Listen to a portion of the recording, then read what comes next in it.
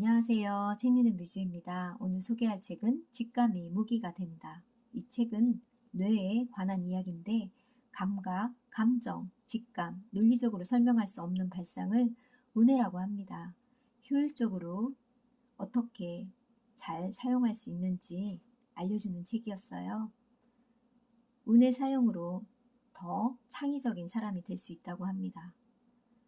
이분은 경영 컨설턴트로 20년 이상 재직하신 분이고 사고법 시리즈, 질문, 가설, 직감 이런 책을 쓰신 분입니다.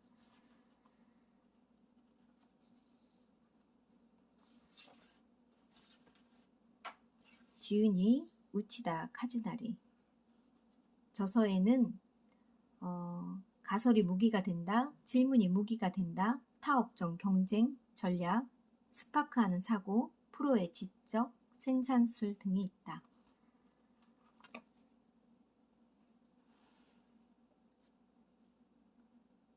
머릿말. 사람은 사생활에서 직감이나 감각에 상당 부분 의존한다. 예를 들어 냉장고에 남아있는 음식을 먹어도 탈이 나는 것은 아닌지 의문이 들 때도 각자의 직감에 의존해 판단한다. 경영 컨설턴트라는 일을 하면서 우수한 경영자로부터 배운 점은 그들이 경험이나 직감을 매우 소중하게 여긴다는 것이다. 그래도 나는 직감은 나쁘지 않는다고 생각하지 않는다. 이 책에서 전하고 싶은 내용은 로지컬 싱킹, 부정하자는 것이 아니다. 논리뿐만 아니라 감정이나 직감, 즉 우뇌를 활용하면 좀 더 효율적으로 진행하고 성과를 올릴 수 있다는 것이다. 이 책에서는 주로 3가지 포인트를 중심으로 우뇌를 활용하는 방법을 소개한다. 첫째, 자뇌와 우뇌에는 사용하는 순서와 장소가 있다. 둘째, 자뇌와 우뇌는 독립적으로 따로 사용하는 것이 아니고 양쪽에 캐치볼이 필요하다는 것이다. 이것을 사고의 캐치볼이라고 부른다. 세 번째는 비즈니스에 도움이 되는 우뇌를 어떻게 단련할 수 있느냐다. 비즈니스를 하고 있다면 누구나 이런 고민들을 할 것이다. 이 책이 그 고민을 해결하는 데 도움이 되기를 바란다. 2018년 12월 우치다 카즈나리.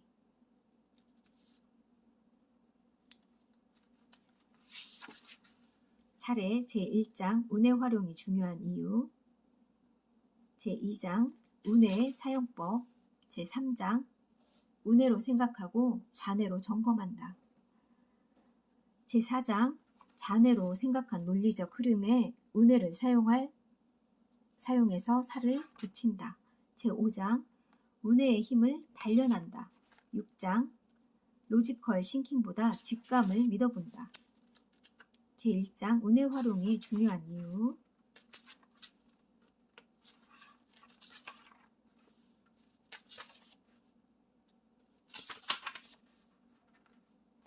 사람은 의욕으로 움직인다. 실제로 많은 기업에서 흔히 발생하고 성가신 것은 계획을 추진하고 실행하는 사람이 납득하지 않아 마음을 바꾸지 않는다는 것이다. 결국 사람을 움직이는 것은 그것이 옳다거나 해야 할 일이 아니라 그런 논리가 아니라고 합니다. 하고 싶다거나 재미있어 보인다, 반드시 해야겠다는 마음, 즉 감정이라고 합니다. 이걸 해야 하다니 귀찮아 생각한다면 사실 그렇게 생각하는 사람 역시 감정이 앞서 있다는 사실을 이해해야 한다.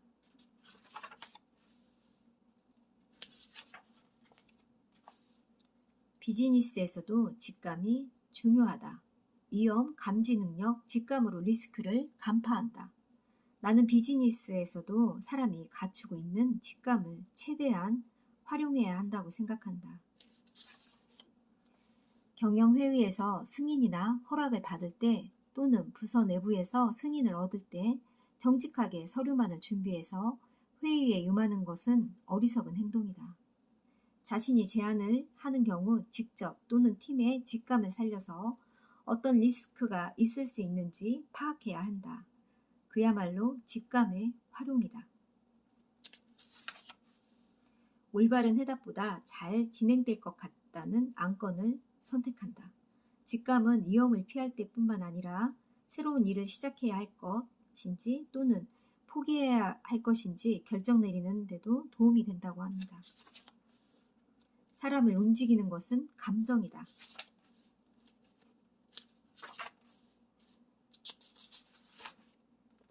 상대방을 설득하고 움직이게 하려면 상대방이 무엇을 생각하고 어떻게 느끼고 있는지 정확하게 이해해야 한다.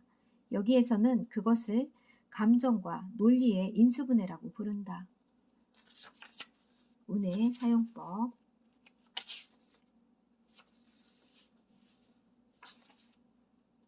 실행을 하여 문제 해결을 도모한다. 이것들을 뭉뚱그려 출력 스테이지라고 부른다. 운해와 잔해는 번갈아 사용한다.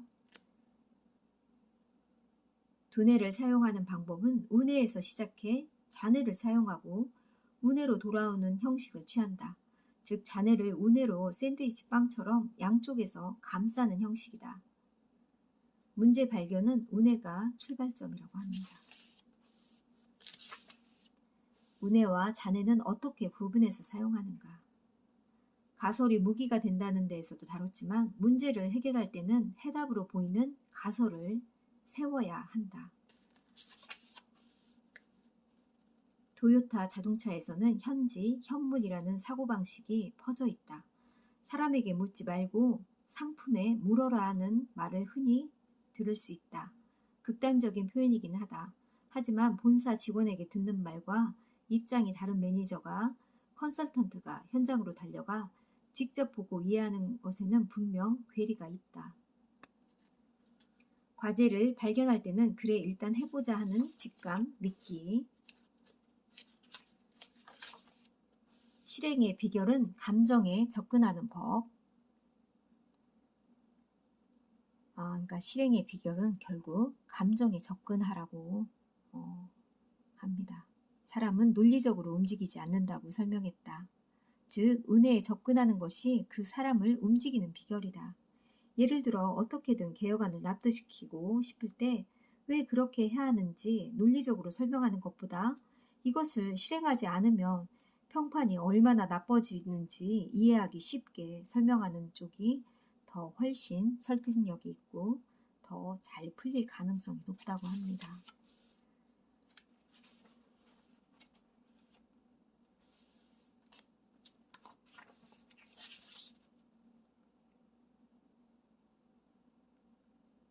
분석이 충분하지 않다는 말에는 어떻게 대응해야 할까? 무슨 말을 하고 싶은 것인지는 알겠지만 세 번째 자료의 경합회사에 관한 분석이 충분하지 않아. 경합회사에서 비슷한 상품이 나올 가능성이 있지 않아? 이런 식으로 말을 하고 발언의 진정한 의도를 파악하는 것은 신중해야 한다고 합니다.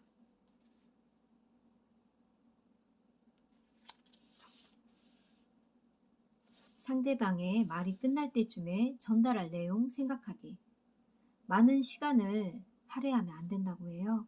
상대방의 발언이 끝날 때쯤 미리 스텝 3가지를 진행시키는 게 이상적이고 그렇게 하려면 평소에 이런 사고법을 실천해서 머릿속에 서랍을 늘려두어야 한다고 합니다. 화가 많이 났구나.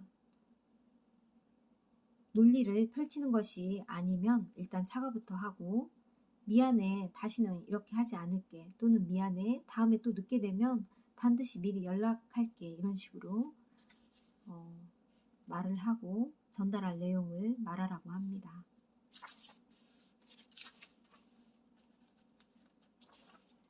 좀처럼 실행되지 않을 땐 어떻게 해야 할까?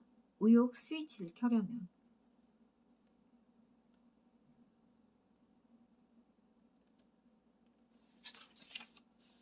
할 수 있다, 하고 싶다, 걱정 없다, 스위치는 다양하다. 이래서도 의욕이 느껴지지 않는 경우는 얼마든지 있다.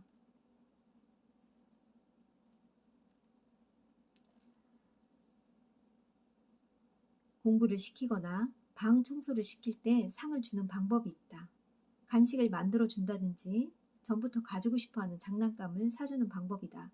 그러나 이 방법은 일시적이고 효과가 올라가지만 지속하기 어렵고 자칫 상이 없으면 행동을 하지 않는 역효과를 낳을 수 있다고 합니다. 그래서 바람직한 해결이 아니라고 해요.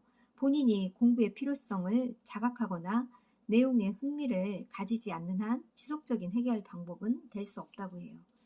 공부보다 운동을 좋아하는 아이에게 운동 선수로 성공하려면 어느 정도 교양이나 비즈니스에 대한 이해가 있어야 한다는 점, 그런 부분도 알려줘야 된다고 합니다. 사람을 움직이려면 상대방의 의욕 스위치가 지금 켜져 있는지를 판단하고, 만약 켜져 있지 않다면 어떻게 해야 의욕 스위치를 켤 수 있는지 생각할 정도의 냉정함이 필요하다.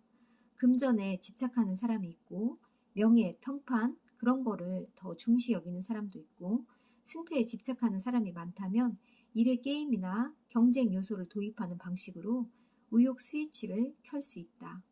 어쨌든 상대방의 운해에 접근해야 한다.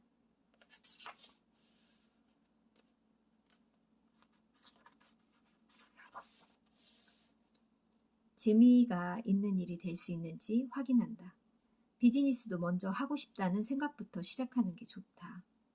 사람은 누구나 자기가 좋아하는 일이나 자기가 생각하는 것은 열심히 하지만 다른 사람으로부터 들은 일이나 어쩔 수 없이 해야 하는 일은 총력을 기울이지 않는다. 하기 싫은 일은 지속하기 어렵다. 실행 단계로 접어들어 자기가 하고 싶지 않은 안건을 수행할 경우 순조롭게 진행이 되지 않는 사례도 적지 않다. 뭔가 새로운 일을 하려면 반드시 예상 밖의 상황이 발생한다. 그런 경우에 자기가 어떻게든 하고 싶은 일이 있다면 인내하거나 새로운 방식으로 연구해야 한다고 합니다.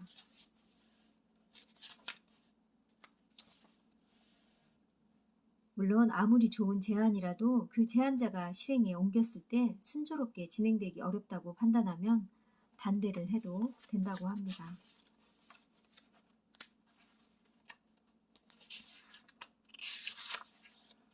논리적인 흐름에 영혼 불어넣기. 고통이 따르는 제안에는 스토리가 필요하다. 사람은 누구나 미래의 꿈이나 희망을 가질 수 있는 기획이나 제안에 마음이 끌린다. 자신이나 회사의 빛나는 미래의 모습을 생각할 수 있다면 가슴이 설레고 두근거린다.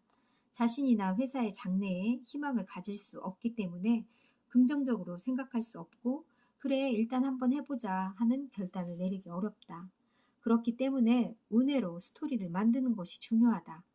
객관적으로 보면 장래를 비관해야 할 듯한 논리적 흐름의 감정을 작용시켜 미래의 희망을 가질 수 있는 스토리로 바꿀 수 있다면 상대방의 마음을 움직일 수 있다. 사람을 움직이는 4가지 요소: 논리성, 스토리, 설렘, 두근거림, 자신감, 안도감.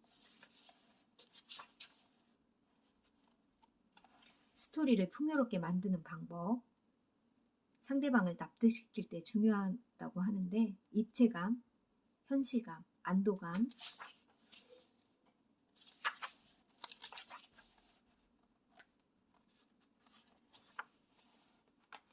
사생활의 방식을 일에 활용한다. 휴일에 할 일을 정해보라고 합니다.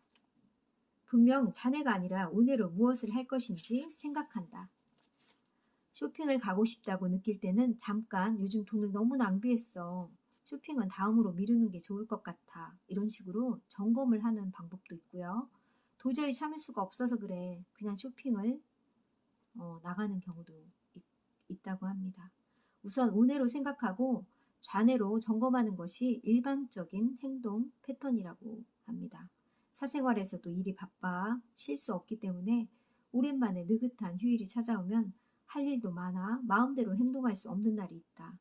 빨래를 해야 한다. 청소를 해야 한다.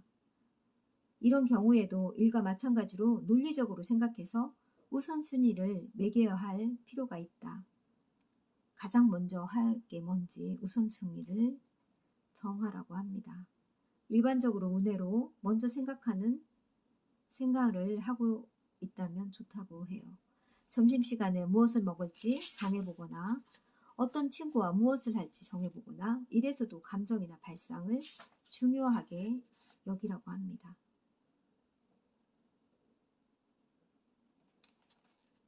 입력에 사용하는 관찰, 느낌, 직감, 이걸 아는 것이 열쇠라고 합니다. 의식하고 검증하면서 관찰, 느낌, 직감을 단련한다. 관찰하고 느낀 것을 기록하고 관찰하고 느낀 직감을 검증하고 증거를 찾고 3. 진화시킨다. 수정한다. 감도를 높이려면 평소와 다른 정보가 들어온다. 같은 것을 봐도 입장과 개성에 따라 다른 것을 느낀다. 신입사원과 경력사원의 눈에 비친 대상의 차이. 사람은 경험이 쌓이면 견해가 바뀐다. 또는 초보자와 숙련자는 같은 현상을 봐도 다른 해석을 한다고 합니다. 대상에 대한 견해는 각자 다르기 때문에 합의하기 어렵다고 해요. 이상치에 주목하라. 외국인, 관광객, 동양.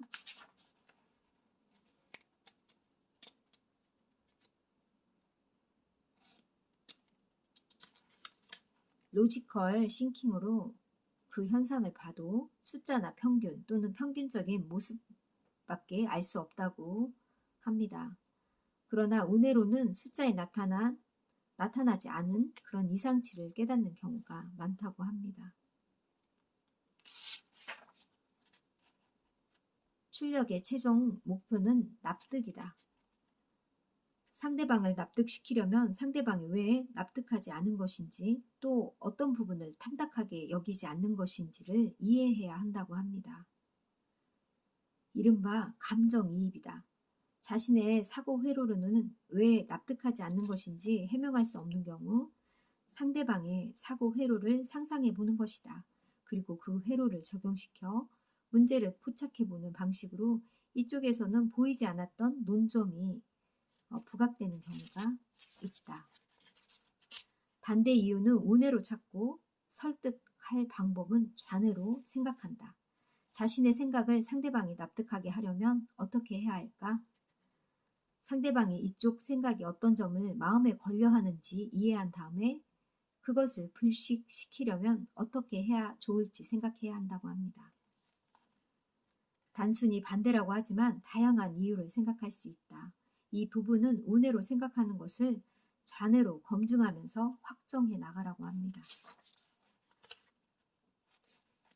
상대방을 납득시키고 설득하려면 좌뇌와 운해 양쪽을 구별해서 번갈아 사용해야 한다고 합니다. 그야말로 좌뇌와 운해의 캐치볼이 중요하다고 해요. 경험을 쌓아야 직감을 연마한다. 잽을 넣어 경험치를 높인다. 상대방의 진심을 이끌어내기 위해 일부러 약간 강한 말을 해서 그 반응을 통해서 진심을 찾아내는 것이다. 혹은 이쪽에 생각이 잘 전달되고 있는지 살펴보기 위해 일부러 약간 지나친 제안을 해본다. 물론 그러다가 상대방을 화나게 만들 위험성도 있다. 하지만 이러한 경험을 통해 상대방에게 어느 정도 잽을 던져야 치명상을 입히지 않고 상대방을 이해하거나 움직일 수 있는지 배워나가면 된다고 해요. 희노애락의 감정은 컨트롤한다. 의욕 스위치를 켤 수 있는 서랍을 늘린다. 사람이 자발적으로 움직이고 열심히 일을 하는 이유나 동기는 다양하다. 이 책에서는 앞서 소개한 시나가와 여자고등학교 우로시 시오코 이사장의 말을 빌려 의욕 스위치라고 부른다. 돈 때문에 노력하는 사람이라면 이렇게 하면 좀 더 많은 수입을 얻을 수 있다는 식으로 설명하는 쪽이 좋을 수도 있다.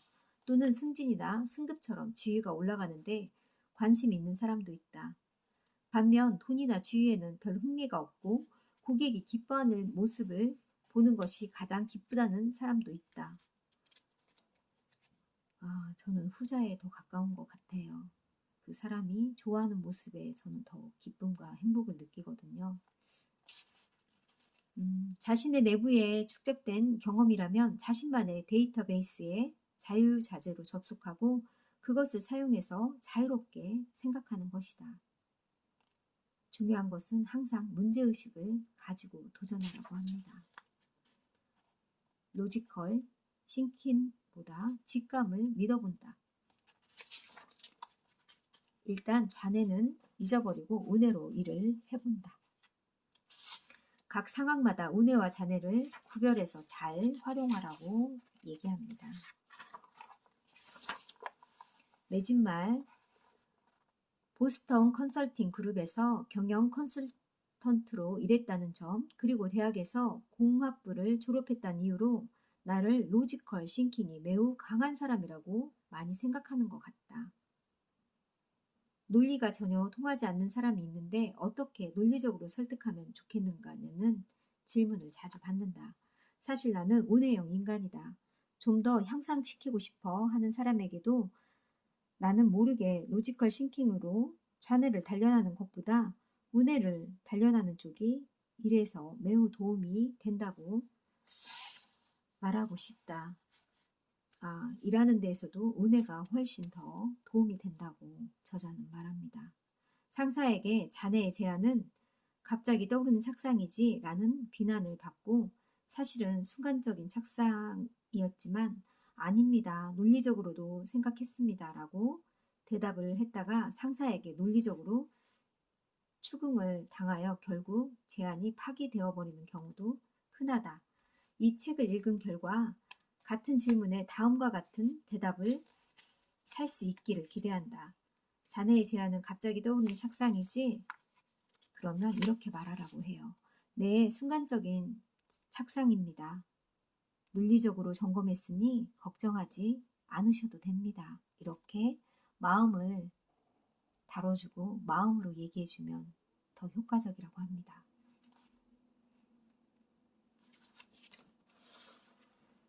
자네와 운해의 중심에는 직감이 통하고요. 그 직감이 오는 순간 그 직감을 잘 활용하고 아이디어도 써보면 참 좋을 것 같아요. 전 마지막에 순간적인 착상입니다만 논리적으로 점검했으니 걱정하지 않으셔도 됩니다. 이 부분에서 많은 생각이 들었습니다. 일을 할 때도 이런 부분을 생각하면 참 좋을 것 같아요. 여러분도 논리와 직감, 운해를 잘 활용하는 사람이 되길 바랄게요. 감사합니다.